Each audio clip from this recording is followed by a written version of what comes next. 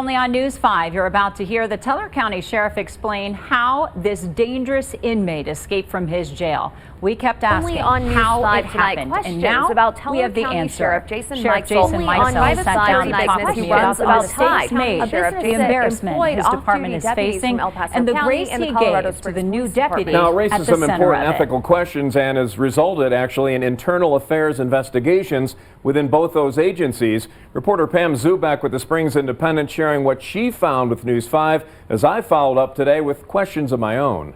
He told me so that the more than 2-month-long investigation by Pam Zubak in an article entitled Side Hustle details the dealings of Sheriff Meixel's business, I-Zero LLC. And according to the El Paso County Sheriff's Office internal affairs investigation, focuses on security, surveillance, government contracting, and training, and employed several members of the Colorado Springs PD and El Paso County Sheriff. An inmate so dangerous he was supposed to be in prison for more than 3 decades.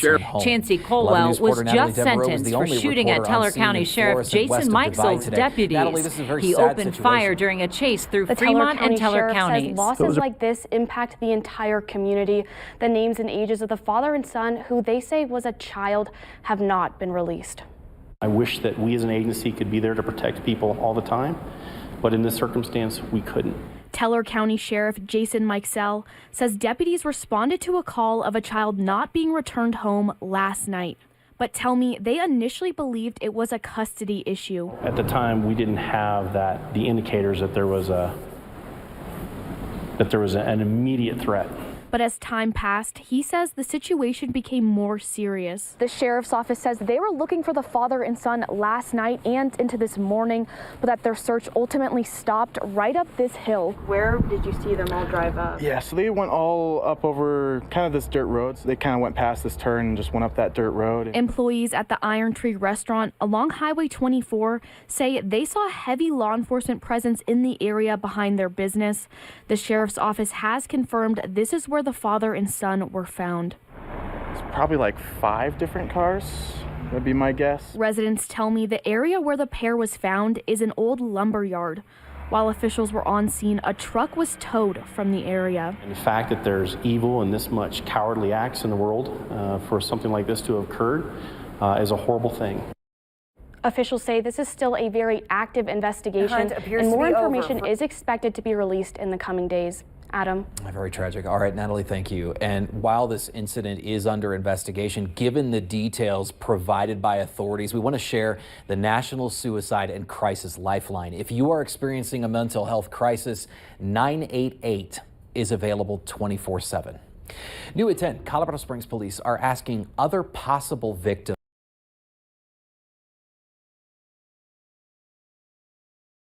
Only on News 5, you're about to hear. Only on News 5 tonight.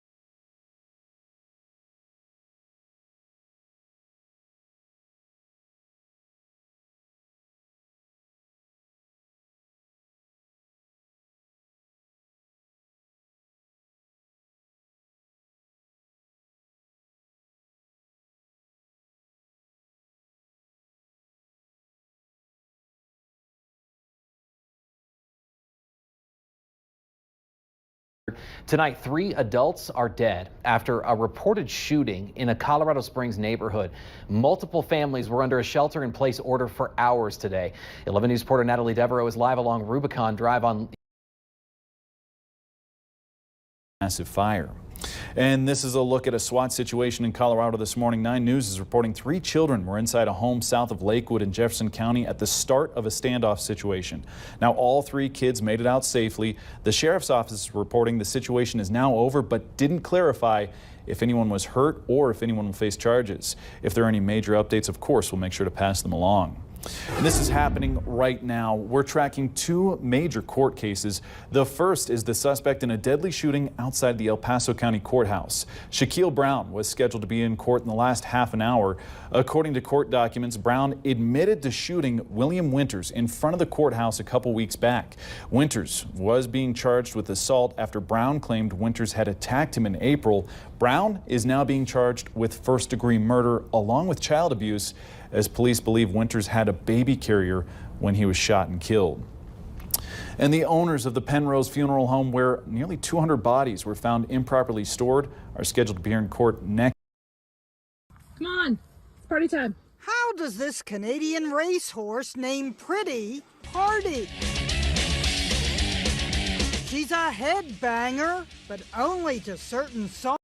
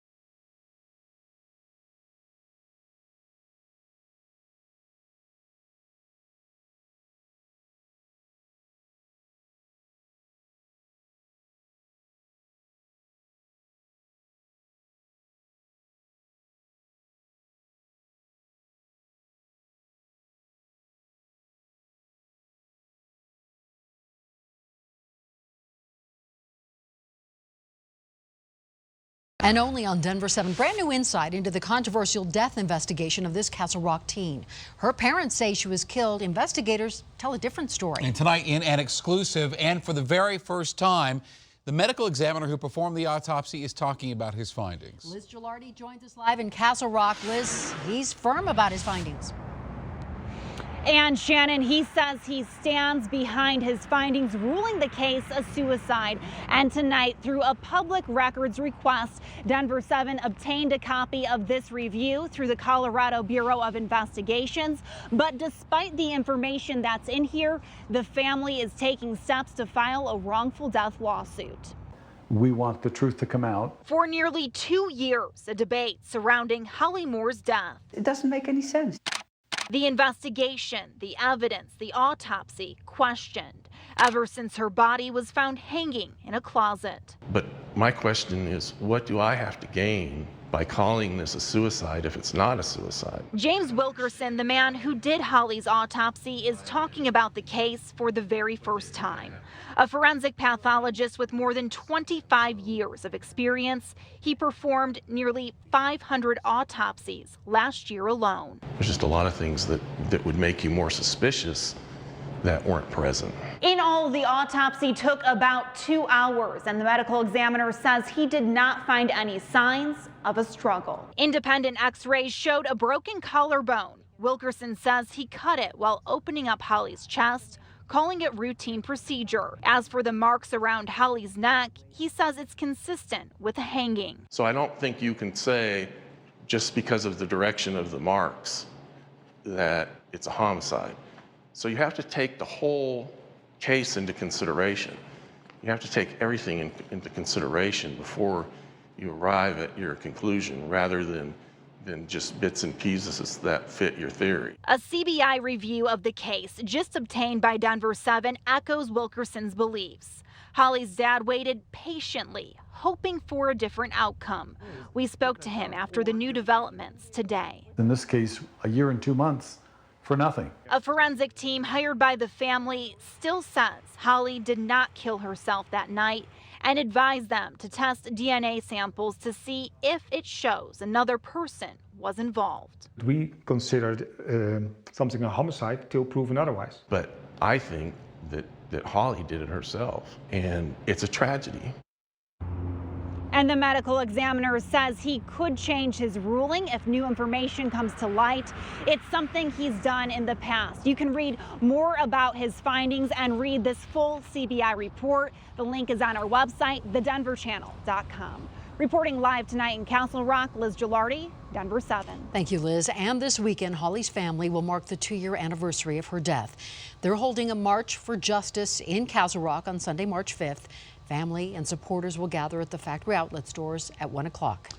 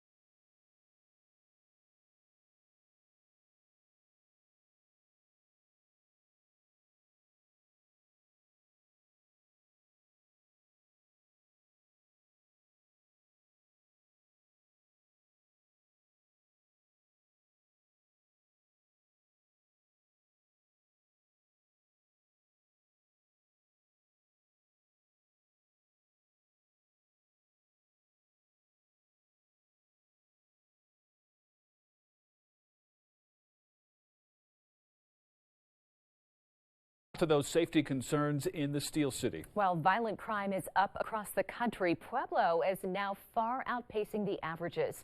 Gardio News Channel 13's Sean Rice went through the numbers and joins us live tonight from downtown Pueblo. Sean.